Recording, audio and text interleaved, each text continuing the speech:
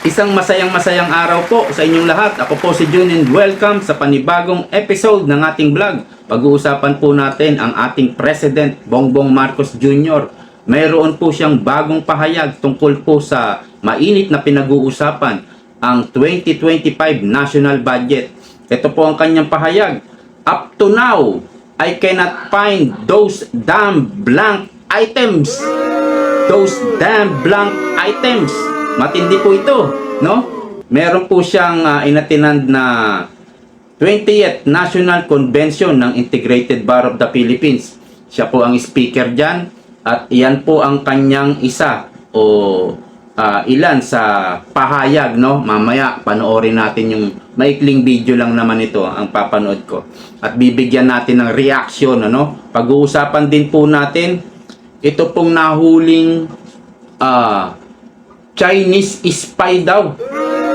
Chinese spy o umanong Chinese spy nahuli po ng NBI. Mamaya po pag-uusapan natin yan. So, panoorin po muna natin ang balita ng News 5 Everywhere. Ito po, ito. Pasok! Just last month, I had to read 4,057 pages of the General Appropriations Act for What? 2020. 4,057 pages. I had to read 4,057 pages of the General Appropriation Act for 2025. Ang dami po nun. 4,000 pages.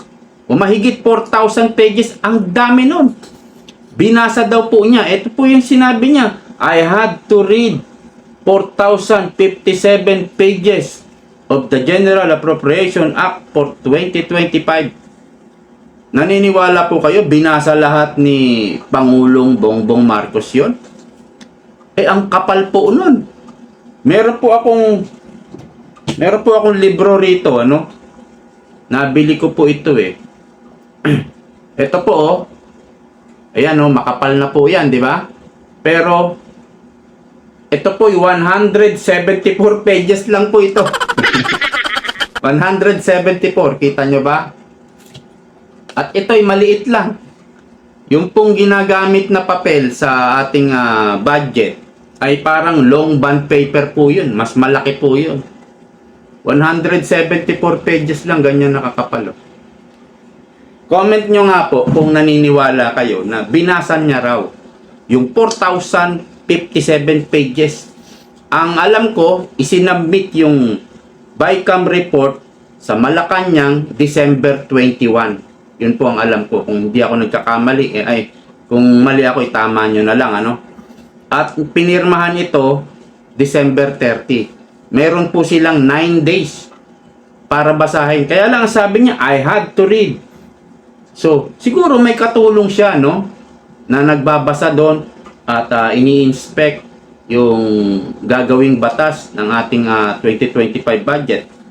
Siguro may kasama siya, pero sabi niya, ayan eh. Hindi naman sinabing we had to read. Sabi niya, I had to read. Tuloy natin. 2025. Bakit? Because I reviewed it, analyzed it, and yes, in parts, vetoed it.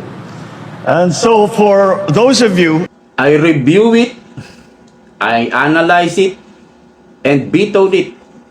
May mga binito daw siya.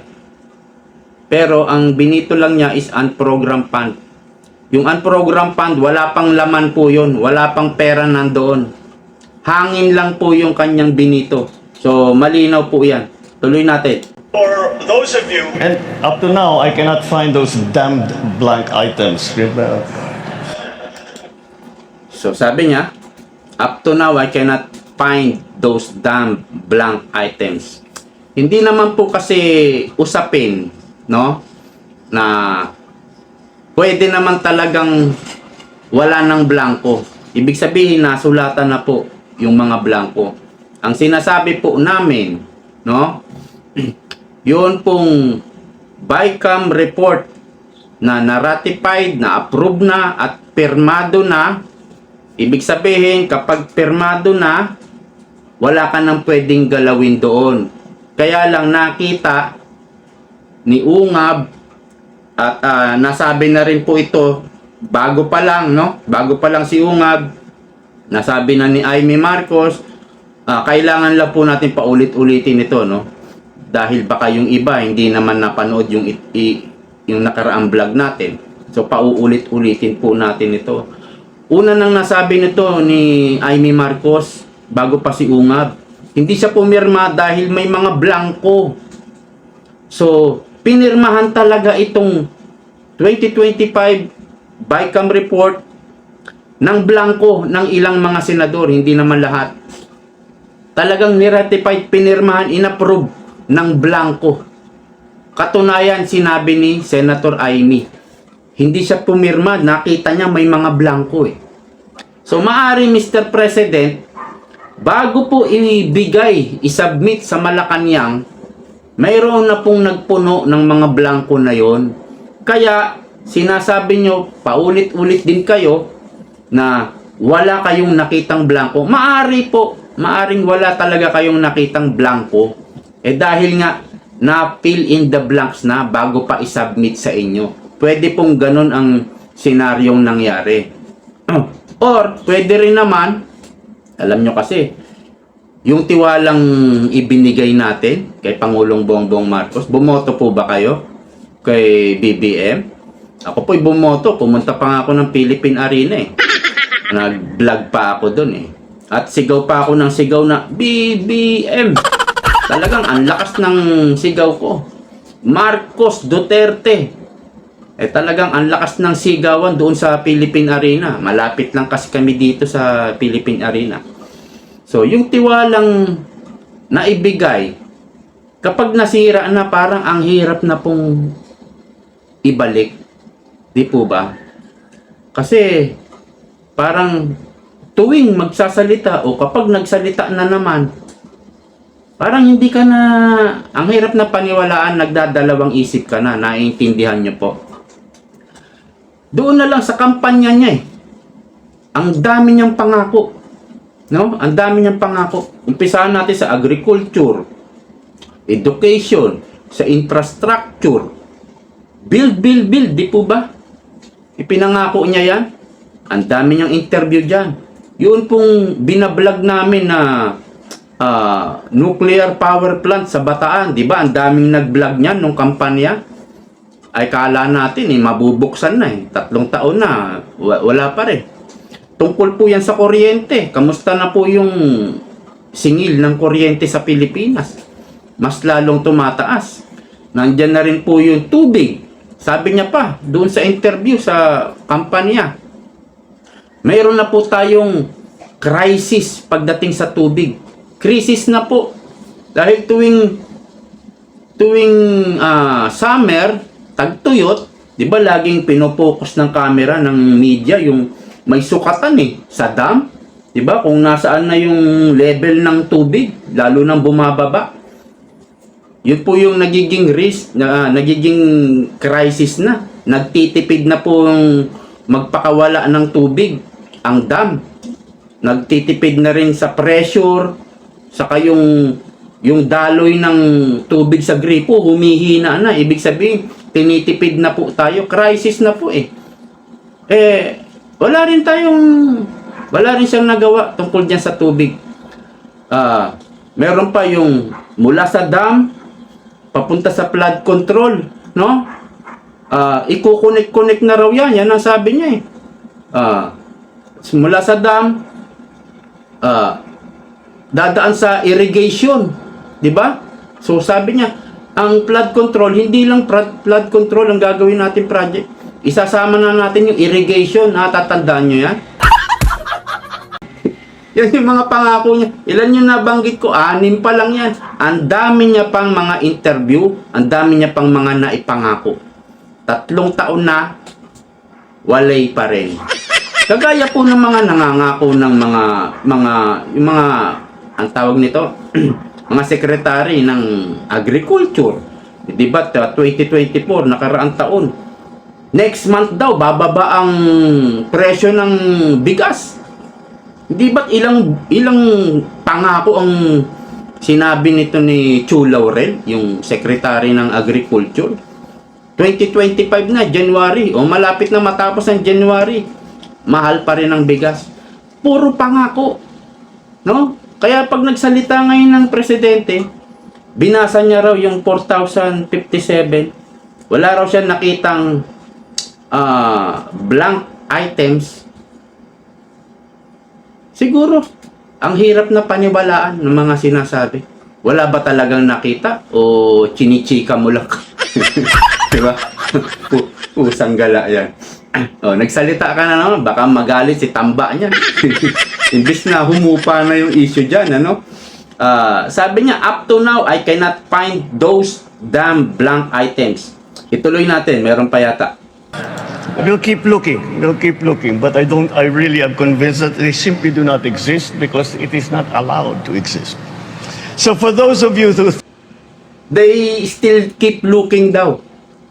Paano yun kahit tignan nyo pa ng tignan, pirmado na, pinirmahan mo na batas na po yan. Hindi na pwedeng bawiin yan. Uy, meron kami nakita, teka muna, babawi. Hindi na po pwede. Pirmado nyo na pinirmahan nyo na dapat talagang in-inspection nyo ng mabuti.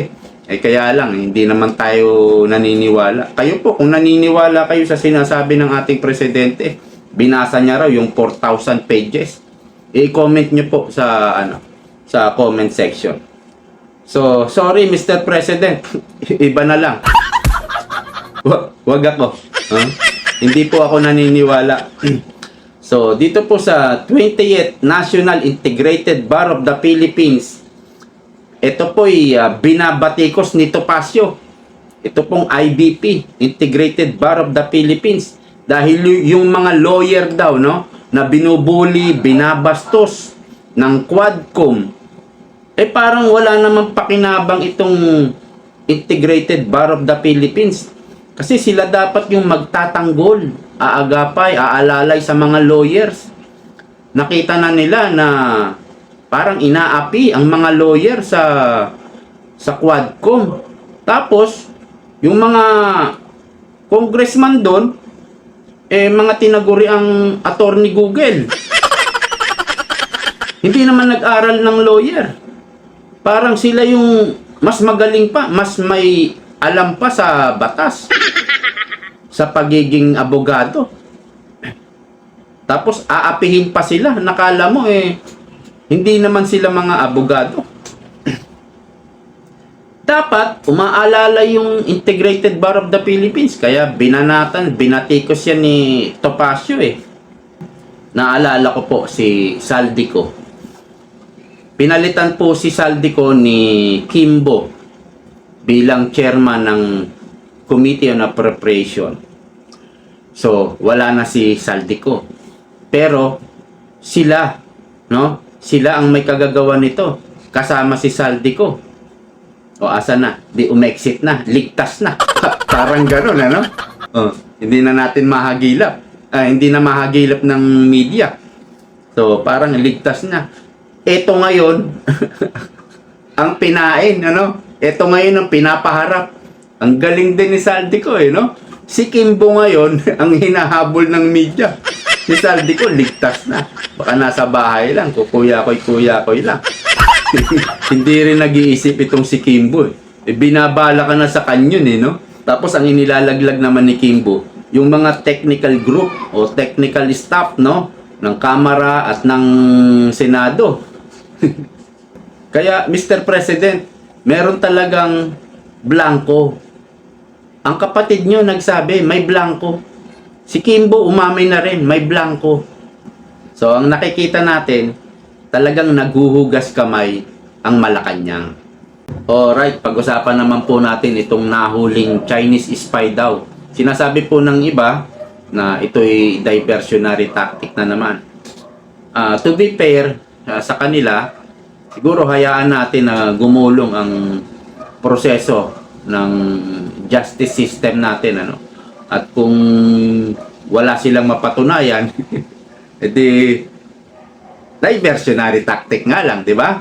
Pero ang alam ko po sa nahuling Chinese spy, ito raw ay 10 years na na namamalagi dito sa Pilipinas at may asawa na. Ewan ko kung may anak na sila, kung may pamilya na. May asawa na rin na Pilipino at ginigiit ni Teresita Angsi, yung Chinese din yun, no? Hindi siya naniniwala na ito'y spy. Kasi po, ang spy, intelligence din po yan lalo na sa ibang bansa, sa ibang bansa nang galing. Bago ka i-deploy sa ibang bansa, mission lang yan. Mission. At yung spy, mga intelligence, mga agent, no? Yung mga agent po, spy din yan Ini-spyan nila, tinitiktikan nila yung mga drug lord, mga drug pusher, yung naghihintayan sa sasakyan, halos doon na umiihi, para matiktikan, masundan nila yung suspect na isang drug lord, isang drug dealer. Ganon po yan, mga agent. Bago ka maging spy o intelligence, ikaw ay mataas ang pinag-aralan, no? At marunong ka sa martial arts or magaling ka sa martial arts, magaling kang makipagsuntukan, at mahusay ka sa baril. Kumbaga, halos lahat ng baril kaya mong paputukin. Hindi lang yun. Yung iba, marunong pa magpalipad ng eroplano, ng helicopter. Kumbaga, dapat marami kang alam. Dahil special force ka At lalo na kung ikaw ay presidential intelligence, talagang dapat top ka. Ikaw ay mahusay talaga. Lalo na sa mga modern gadget, no, dapat alam mo lahat 'yan.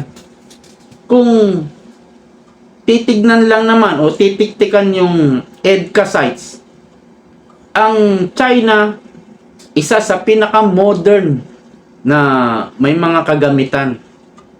Gagamit na sila ng satellite. Kita mo na yung EDCA Pwede na nilang tiktikan doon. Meron akong narinig na balita na hinuli nakaraan yung isang Chinese. Binibidyohan daw niya yung nagbibidyo raw. Hinuli na. Binibidyohan yung barko yata ng Pilipinas. Mahirap na pala mag-video-video ngayon. Pagbibintangan kang spy. Di ba? Bago ka maging intelligence, maging membro ka ng intelligence, ikaw ay mataas ang pinag-aralan. Ikaw ay mahusay. Pero marami pong Chinese dito, no? Yung mga mayayaman, yung may-ari ng SM, yung mga anak ni Henry C, si Lucio Tan, at mga Chinese yan. Si Ramon Ang, Chinese din niya. Hindi kaya spy din niya? Chinese Ha? O, takot sila dyan. Saka hindi talo yan. Magkakapera tayo dyan. Ha? Bakit yung mga oligarko hindi nyo pagbintangan? Baka spy yan. Malay nyo. Diba? So hanggang dito na lang po. Maraming salamat sa panonood. See you po next time. Bye-bye.